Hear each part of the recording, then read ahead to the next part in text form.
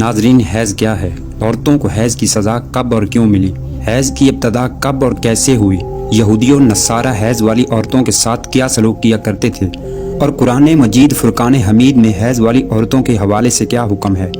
حیض کے حوالے سے حضور نبی کریم صلی اللہ علیہ وآلہ وسلم نے کیا ارشاد فرمایا؟ یہی ہماری آج کی ویڈیو کا موضوع ہوگا، اور آج ہم آپ کو عورت کے حیض کے ایام اور مسائل کے حوالے سے انتہائی اہم معلومات فراہم کریں گے۔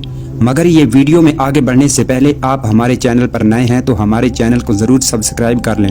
ناظرین، قرآن مجید فرقان حمید کی سورہ بقرہ کی آیت نمبر 222 میں اللہ رب العزت نے ارشاد فرمایا، آپ سے حیض کے بارے میں سوال کرتے ہیں، یہ وہ گندگی ہے، حالت حیض میں عورتوں سے الگ رہو، اور جب تک کہ وہ پاک نہ ہو جائیں ان کے قریب نہ جاؤ۔ ہاں، جب وہ پاک ہو جائیں تو ان کے پاس جاؤ جہاں سے اللہ نے تمہیں اجازت دی ہے۔ اللہ توبہ کرنے والوں کو اور پاک رہنے والوں کو پسند فرماتا ہے۔ ناظرین، صحیح مسلم میں حضرت انس رضی اللہ تعالی عنہ سے روایت ہے، یہود میں جو کوئی عورت ایام سے ہو جاتی، یعنی عورت کو حیض ہوتا، وہ لوگ نہ صرف یہ کہ اس کے ساتھ نہ کھاتے پیتے تھے بلکہ گھروں میں سونا اور بیٹھنا تک چھوڑ دیتے تھے۔ چنانچہ رسول اکرم صلی اللہ علیہ وآلہ وسلم کے ایک صحابہ نے اس حوالے سے پوچھا کہ حائض عورتوں کے بارے میں یہودیوں کا تو یہ عمل ہے، ہم کیا کریں؟ تب اللہ رب العزت نے یہ آیت نازل فرمائی، یعنی یہ لوگ آپ سے حیض کے بارے میں پوچھتے ہیں۔ رسول اکرم صلی اللہ علیہ وآلہ وسلم نے فرمایا، اپنی عورتوں کے ساتھ جبکہ وہ حائضہ ہوں سوائے صحبت کے جو چاہے کیا کرو۔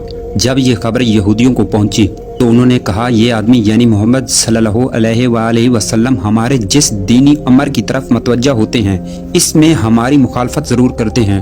یہودیوں کے زبانی یہ سن کر دو صحابہ کرام حضرت سعید رضی اللہ تعالی عنہ اور حضرت عباد رضی اللہ تعالی عنہ دربار رسالت میں حاضر ہوئے اور عرض کیا کہ یا رسول اللہ صلی اللہ علیہ وآلہ وسلم، یہودی ایسا کہہ رہے ہیں، یعنی انہوں نے یہودیوں کا کلام نقل کیا اور پھر یہ کہا، اگر آپ اجازت دیں یہودیوں کی موافقت کے لیے ہم اپنی عورتوں کے پاس ایام حیض میں رہنا چھوڑ دیں۔ یہ سن کر رسول اکرم صلی اللہ علیہ وآلہ وسلم کا چہرہ مبارک متغیر ہو گیا اور ہمیں یہ گمان ہو گیا کہ آپ صلی اللہ علیہ وآلہ وسلم ان دونوں پر خفا ہو گئے۔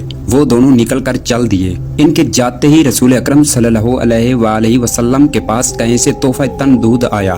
آپ صلی اللہ علیہ وآلہ وسلم نے ان دونوں کو دودھ پلایا۔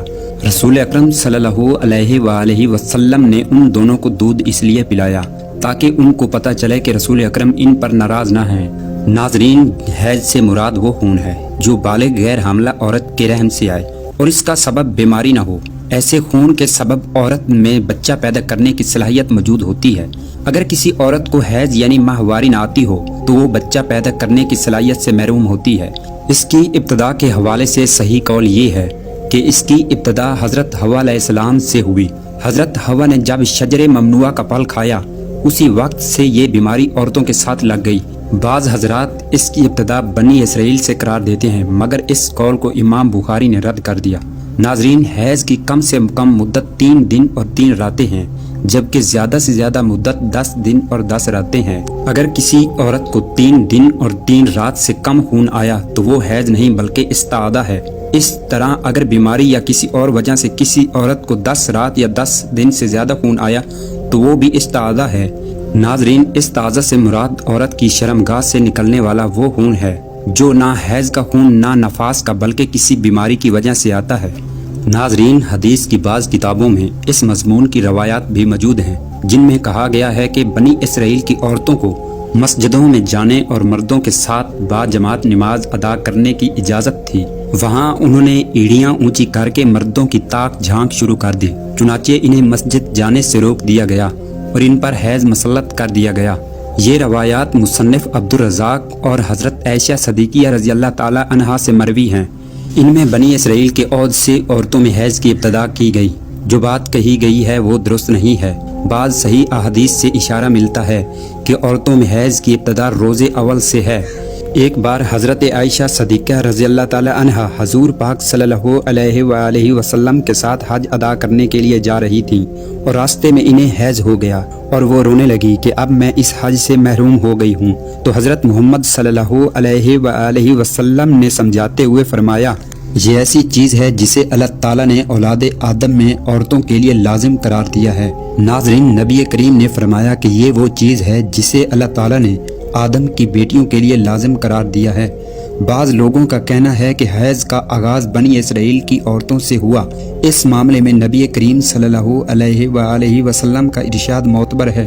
ناظرین، اگر مسائل کی بات کی جائے تو ایام حیض میں عورت کے لیے نماز اور روزہ جائز نہیں ہے۔ اگر ان ایام میں مسلسل خون نہیں آتا تو بھی یہ ایام میں ہوتا ہے، جس کی وجہ سے غسل کرنے سے بھی طہارت حاصل نہیں ہوگی، لہٰذا ان ایام میں ذکر و اذکار کر سکتی ہیں، نماز روزہ تلاوت نہیں کر سکتی۔